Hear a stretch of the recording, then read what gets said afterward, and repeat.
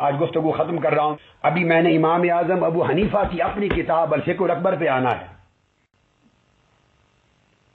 پھر شروع فقہ الاکبر پہ آنا، ان کی شروع پر امام مغنی سعدی کی شرح پہ آنا ہے فقہ اکبر کی، وہاں سے لے کر ملا علی قاری کی شرح فقہ اکبر پر آنا ہے، پھر امام ابو منصور ماتوریدی کی کتابوں پر کتاب التوحید پر آنا ہے، اور پھر ان کی کتابیں ادلۃ التوحید پر، پھر امام نصفی کی کتابوں پر، پھر علامہ تفتازانی پر کتاب التوحید پر، تبصرۃ الادلہ پر، پھر شرح مقاصد پر آنا ہے، شرح موافق پر آنا ہے. یہ سب کتابیں عقائد کی اب اہل سنت کی جو درسوں میں پڑھتے تھے، پڑھاتے تھے، اور بڑے علماء اپنے سامنے مطالعے میں رکھتے تھے فتویٰ سے پہلے. یہ تبصرۃ الادلہ، یہ تمام کتب ابھی آنی ہے، کتاب التوحید امام ماتوریدی کی لے کر علامہ تفتازانی تک، شرح قائد نسبیہ تک، پھر رسائل ابن عابدین تک. ابھی بہت کچھ بیان کرنا ہے کہ پھر ایسے معاملات میں حکم کیا ہو. میں چاہتا ہوں کہ ایک مسئلہ چونکہ شروع ہوا اور اس طرح بیان کر دوں کہ پھر صدیوں تک یہ سارا دھندا کلیئر ہو جائے، اور یہ لاٹھی لے کے اندھوں کی طرح ہانک کر ہر ایک کو کافر بنانے والے جنہوں نے ٹھیکہ لے لیا ہے، جس کو چاہے سنی بنا دیں، جس کو چاہے سنیت سے خارج کر دیں.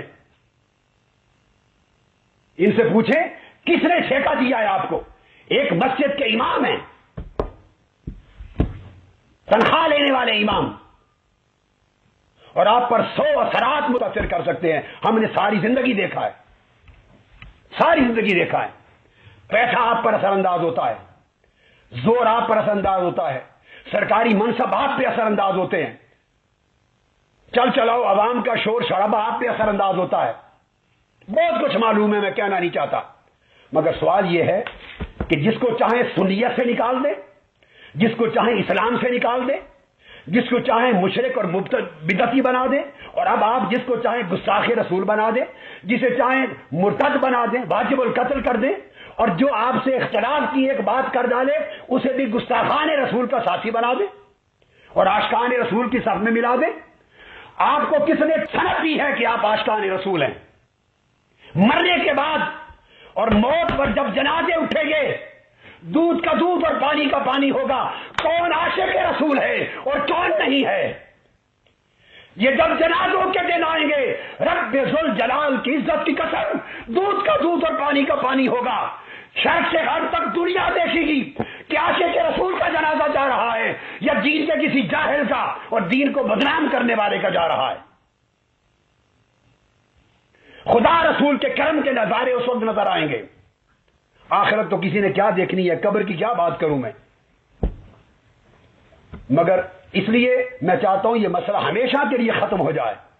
ہر ایک کو آپ نے ہوا بنا کے ڈرا رکھا ہے، ایک مذہب کے نام پہ دہشت گردی کی فضا قائم کر رکھی ہے.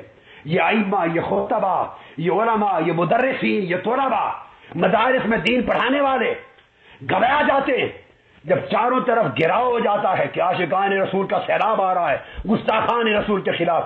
امت کو بانٹ کر کھڑا کر دیتے ہیں، یہ گستاخ ہیں، یہ عاشق ہیں. یہ ٹھیکہ کس نے دیا ہے آپ کو؟ کس نے آپ کو یہ اتھارٹی اور چابی دی ہے؟ کس نے سرٹیفکیٹ اور ڈگری دی ہے کہ آپ یہ کرتے پھریں؟ کسی کے پاس ٹھیکہ نہیں ہے، نہ آپ کے پاس نہ میرے پاس. اس کی اتھارٹی صرف خدا اور رسول کے پاس ہے اور قرآن اور حدیث کے پاس ہے. اور قرآن اور حدیث کی اتھارٹی صرف سمجھی جا سکتی ہے ان اماموں کے ذریعے جن کے ذریعے یہ سارے علوم ہم تک پہنچے. ورنہ مقلد ہونا چھوڑ دیں، تقلید چھوڑ دیں، مذاہب چھوڑ دیں جو من میں آیا کرتے پھریں. ہمیں تانا دیا جاتا تھا یہ مذہب کے پیروکار نہیں، حنفی نہیں ہے. منہاج القرآن سے بڑا حنفی اس روئے زمین پر کون ہوگا؟ حنفیت کا علمبردار. اور مذہب اہل سنت والجماعت کا علمبردار کون ہوگا؟ صرف بات یہ ہے کہ جب دلیل کی، عقل کی، اصول کی، قواعد اور ضوابط کی بات ہو تو آپ کو چبھتی ہے، چونکہ آپ نہ کسی قاعدے کو جانتے ہیں، نہ ضابطے کو جانتے ہیں، نہ شریعت کو، نہ کتب فقہ کو، نہ کتب عقائد کو، نہ تفاسیر کو، نہ کچھ پڑھا ہے، نہ پڑھنا چاہتے ہیں.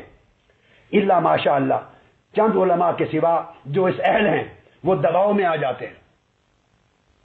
ان کا پرابلم یہ ہے کہ پھر وہ فیس نہیں کر سکتے سچویشن کو، کہ جب دمادم ہو جاتا ہے نا ماحول میں، دمادم وہ سیاسی مسئلہ بن جاتا ہے، پر وہ سمندر آ جاتا ہے جب لوگوں کو آپ نکال کے باہر لے آتے ہیں، نعرہ بازی ہو جاتی ہے، تو فیس کرنے کے لیے ایک جرأت چاہیے، وہ جرأت ہر ایک میں کہاں